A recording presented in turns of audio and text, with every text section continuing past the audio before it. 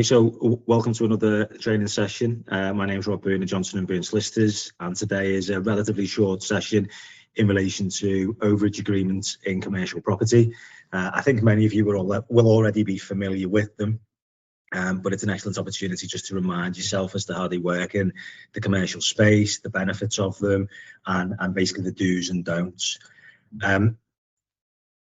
So handled properly, overage provisions can bridge valuation gaps and unlock stalled negotiations.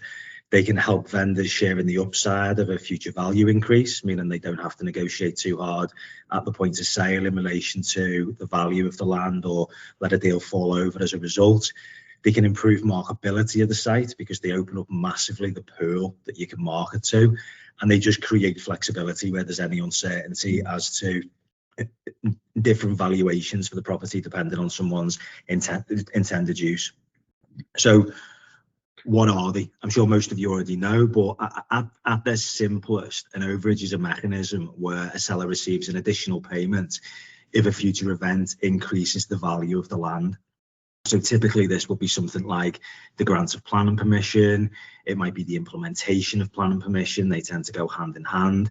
It could be something to do with increased floor space. So if you buy a commercial estate, if you add more units and therefore increase the value of the rentals, then there might be an additional uplift. A change of use, which again links back to planning quite heavily, or disposal of a higher value. So that happens sometimes where you'll have a site, someone might purchase it, deal with some contamination issues perhaps, and then flip the site again straight away. So the basic commercial principle is that the seller is selling the site as it is today, but the site has a lot of potential if certain steps are done to it. So therefore, in principle, it's worth more to the buyer than what they're paying, and the seller will just share in that uplift at a later date. So it's a risk sharing mechanism, if you like. So why does it matter really in today's market? And it really is an expense versus reward, because you'll have a buyer who is only able or maybe willing to pay a certain amount at this stage because there's uncertainties as to whether they will get the planning that they need, whether they'll be able to get the energy infrastructure into land, for example. So if you've got a commercial estate, but they're going to flatten it and put residential in, that will need an entirely different set of planning, an entirely different set of energy infrastructure. Funding might be unclear whilst they deal with some contamination issues from previous use. So all of these uncertainties drive down the price that they're able or willing to pay at the start. So what you can do is agree a lower base price today, meaning the seller still manages to turn the site over because presumably they're not doing anything of any means with it. But then if it does come to fruition and the seller is and the buyer is able to do what they wanted to do and it comes right, then the seller still benefits from the increase later on. So it's a really good way to keep deals moving. So in terms of the best way that I wanted to show how it can add value really is just to use a real example for a case that I was involved in, because the biggest value in this is quite simply that it just gets the deal done. So we acted for the owner of a large commercial space in Worcester that was used for commercial industrial type purposes for many years, multiple factories and stuff on the site, loads of issues in relation to potential contamination because the nature of the site, a strange unresolved issue in relation to a ransom strip across the entrance, amazingly. But they wanted to flip the site because they had a tenant who was surely going to be pulling out. The site isn't something they wanted to insure. They didn't want to be responsible for trying to secure the site from people getting onto it and things, because the cost of doing so would have been quite significant. They did get a buyer, but they wanted 10 million for the site, and the buyer, because of all the issues, was only able to value the site at 7 at that stage. So negotiations took place, and it was agreed in the end that the buyer would pay the 7 million that they were offering, but our client would get a 25% uplift on planning. We then entered into extensive negotiations as to what planning meant, what change of use was needed, what was going to happen with all the contamination stuff, and it actually ended up where there was 2 or 3 uplifts over the course of the life of the overage, depending on what happened. So you'd think deal done, but actually then what went on to happen was the deal changed again a couple of years later because there was a change in terms of someone else was coming in to buy it, and we did a deed of variation. So you can agree an overage that can free up the sale, and then if things change in the future, as long as it's agreed, you can vary it again at that stage. So our clients ended up with actually more than what they wanted in the first place by the end of the deal, but the original buyer did much more out of it than what they thought as well. So it just simply makes deals happen, and it creates the ability to move things forward where perhaps it doesn't seem like there is going to be a way forward, because a developer might not be able to front everything up front, including the asking price that you're asking for, obviously factoring in the risk. So there's 4 common types that all come in different shapes and sizes and are called different things over time, but I've given them the simplest sort of possible form. There's the planning overage, which unsurprisingly relates to planning permission, sometimes the implementation of planning permission, depending on what that is. But basically there's an uplift if you get to change the planning permission on the site for whatever you're intending to do.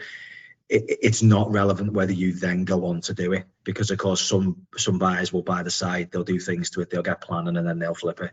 So that then turns into, should it be a planning overage or should it be a sale overage, which is the second type, and obviously that links into a share or a slice of any increased proceeds of sale if they sell it again within the overage period. So there's different ways that this can be set up. An unusual one is floor space overage, but it does exist. I think I've only ever seen it once, but this is based upon if you increase the floor space, you're increasing maybe the lettable yield that you might get back, so therefore you get more for your money if that's the case. So the example I seen was when someone switched around an estate and got some planning for an additional unit and then started letting them out. That was always going to be the case that they were going to do. So there was a small uplift, much less than the other types, but there was a small uplift.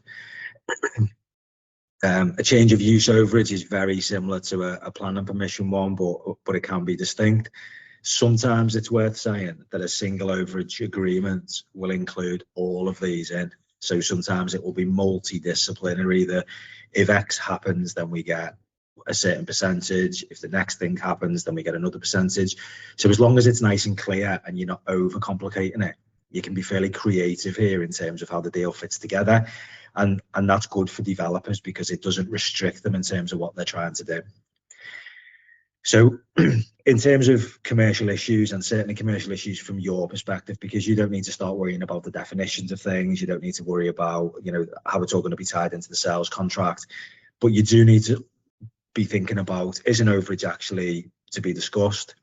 And if it is, what is the trigger? What is it that the parties are trying to achieve? And is it going to be workable? Are all parties on board for that as a mechanism?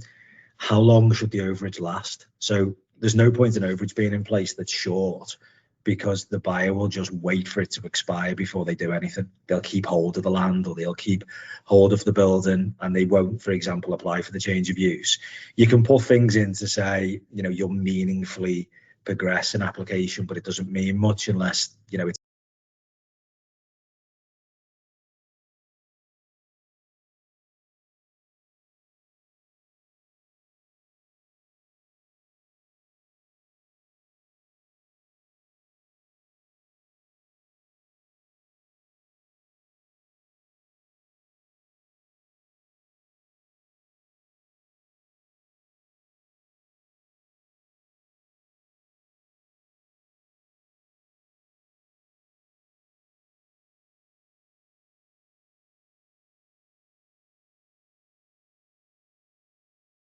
is the other point.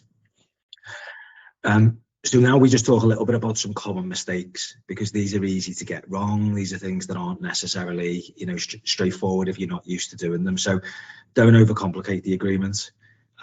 Don't be too restrictive in terms of what you're trying to do. If it's a development site, you have to appreciate it's a development site. So they're going to need a certain amount of fluidity in terms of being able to get funding, agree way leave agreements, all those types of things. If there are any lender requirements that you're already aware of, make sure they're factored in. Understand the party's exit strategy. So, what is it that they're trying to do? Are they going to fully develop the site, or are they going to simply get planning and flip it on? What is it that they're trying to achieve, and what is it that the seller's trying to protect? And avoid uncertainty. So the last thing we want in these situations is uncertainty.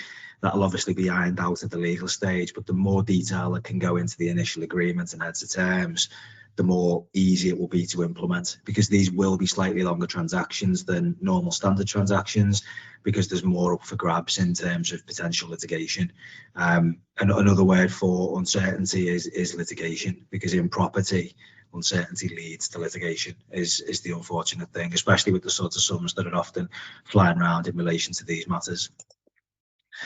So some practical tips then when you're thinking about this moving forward, and perhaps you're considering what's in the portfolio at the moment that's up for sale. Raise overage early. Is it suitable? Is it something that the buyer even wants to entertain, or would they rather have a lower price now in terms of getting it through? Understand everyone's commercial objectives. So what is it that they're trying to achieve? If you're the seller, how does this tie into your future plans?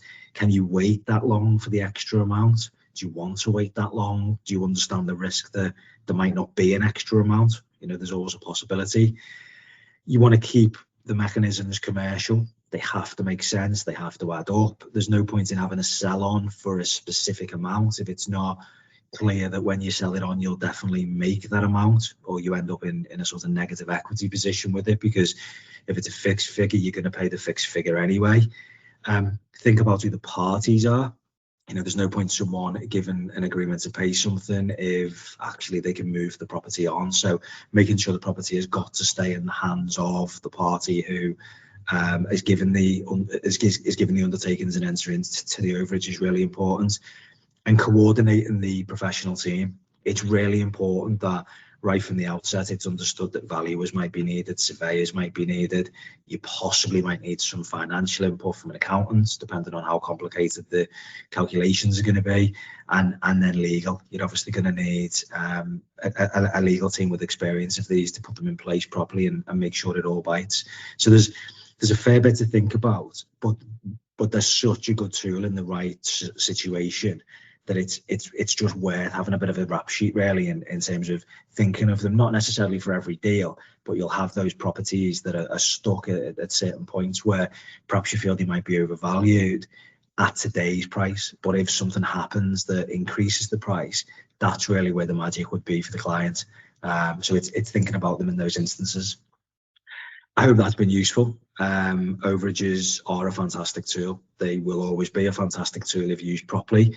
They unlock deals, they enhance value, and they certainly widen the buyer pools in order to improve outcomes for clients. I hope that's been useful. I'm sure you were already all aware of overages, but a nice reminder and a refresh of how it sort of sits today, I think is always helpful. So thanks very much for listening.